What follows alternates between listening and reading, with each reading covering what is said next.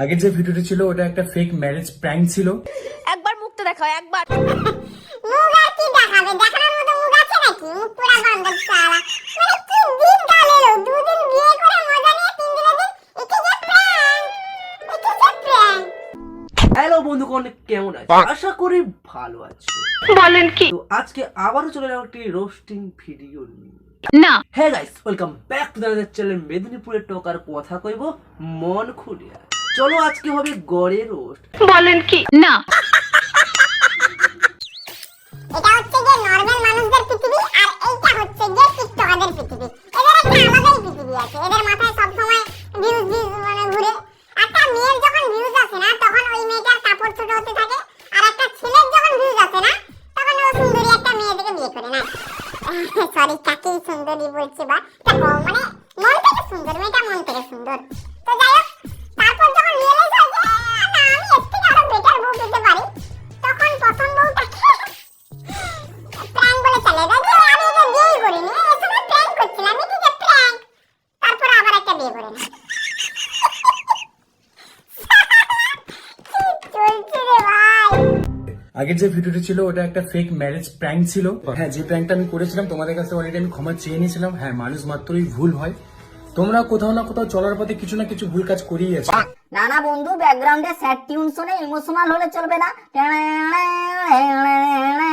বাল, দেখো বন্ধু, একটা মানুষের ভুল হতেই পারে, বাট তাই বলে তুমি একটা মেয়েকে বিয়ে করে তার ইমোশনের সাথে খেলে না জানি আরো কি কি খেলেছো সেগুলো তো ভগবানই জানে, আমি থোড়ি জানি। বাট যাই হোক না কেন, তুমি একটা মেয়েকে বিয়ে করে 3-4 দিন পরে এসে গিয়ে বলছো এটা বিয়েই হয়নি, এটা জাস্ট প্র্যাঙ্ক ছিল।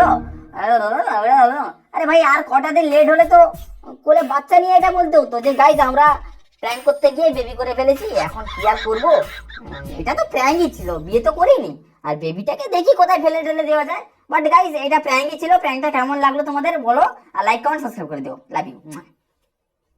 পোকাচ্চোদা।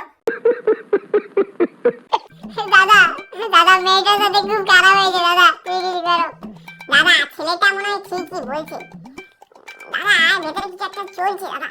ও হ্যালো, দেখ ভাই, কে ঠিক কে ভুল এইসব বিচার করতে আমি আসিনি। থোড়ি আমি কোনো উকিল টুকিল একই, আমার নিজের জীবনে এত প্রবলেম সলভ হচ্ছে না। আমি ভাই মজা নিতে এসেছি, ভাই মজা নেবো, চলে যাবো। কে ঠিক কে ভুল এগুলো জেনে আমি থোড়ি কি করবো আমি? এই হিরো আলমের মতো দেখতে ছেলেটার নাম হচ্ছে যে সাজিদ চৌধুরী। আমি একে তো কনফিউজ আছি ছেলেটা হিন্দু না মুসলিম, কারণ চৌধুরী টাইটেলটা আমি যতটুকু জানি এটা হিন্দু টাইটেল।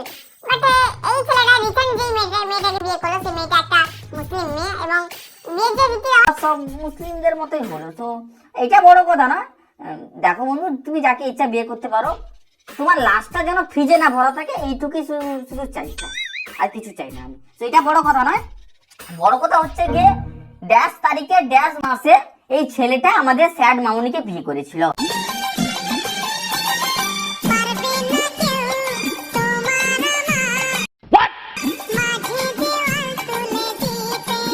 পাল মাঝের দেওয়াল নয়, কাটা বেড়া তুলে দিয়েছে। আসলে আমাদের স্যাড মামুনির মনে হয়েছিল যে কেউ পারবে না দেওয়াল তুলে দিতে, মাঝখানে সালা মাউন্ট এভারেস্ট তুলে দিয়েছে, আর সালা পেরোতেই পারবি না। ছেলেটা বিয়ে করে নিয়েছে, কি আর করবি, কপাল পোড়া।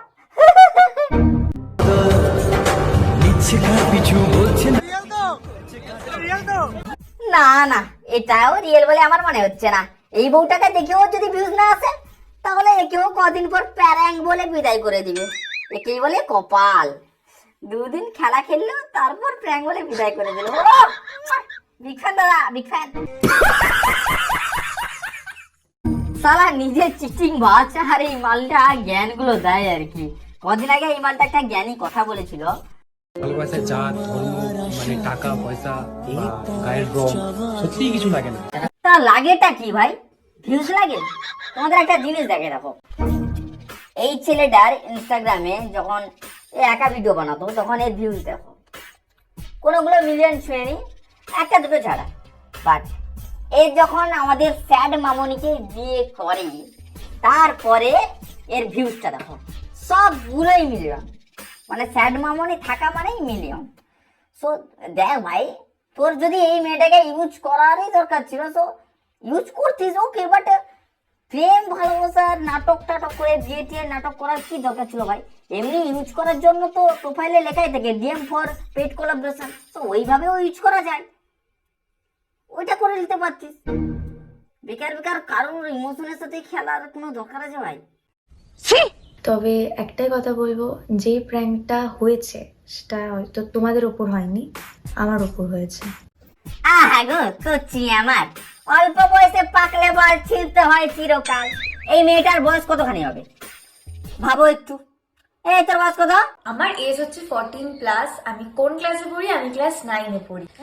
ক্লাস 9-এ পড়ে?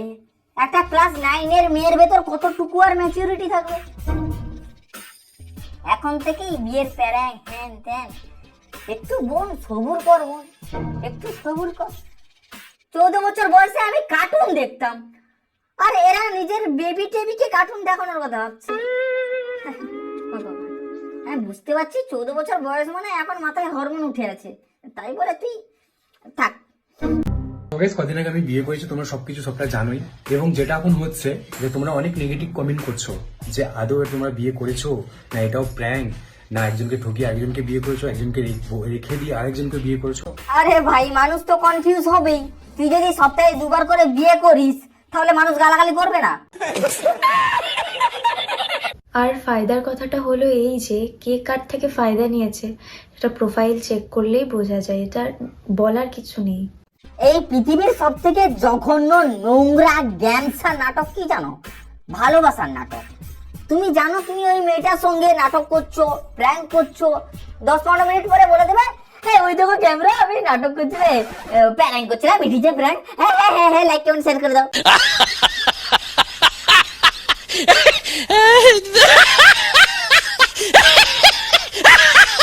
বাট ওই মেয়েটা তো তোমার প্রেমে পড়তেই পারে, ওই মেয়েটারও ফিলিংস আছে।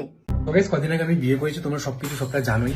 শালা এই মালটা প্রেম করার নাটক করলো, তারপর বিয়ে করার নাটক, এন্ড তারপর আরেকটা বউকে বিয়ে করে বলছে এটা আমার প্র্যাঙ্ক করা বউ আর এটা আমার রিয়েল বউ। বারে বাজ যাবি ছুদি।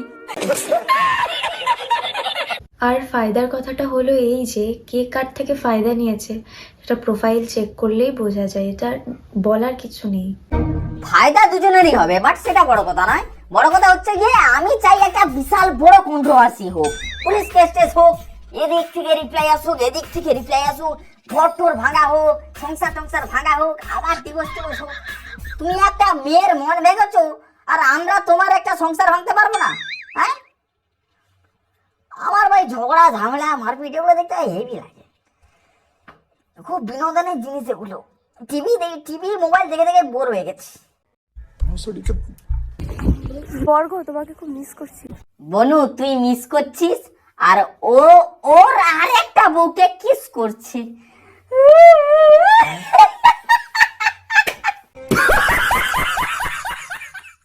তুমি পরের জন্মে আমার হয়ে এসো, আমি তোমাকে ছেড়ে গিয়ে দেখিয়ে দেব ছেড়ে যাওয়ার যন্ত্রণা কাকে বলে।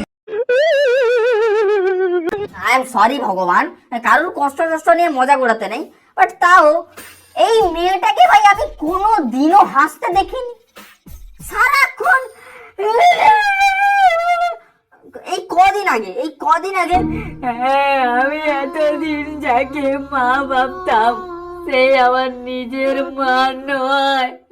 এতদিন যাকে মা বলে জানতাম আজকে জানতে পারলাম সে আমার নিজের মা নয়। আবার এখন আমি যাকে স্বামী ভাবতাম সে আমার স্বামী নয়। আরে ভাই হচ্ছেটা কি রে? আর কত কষ্ট দেওয়া ভগবান তুমি আমাকে, আর পাচ্ছি না।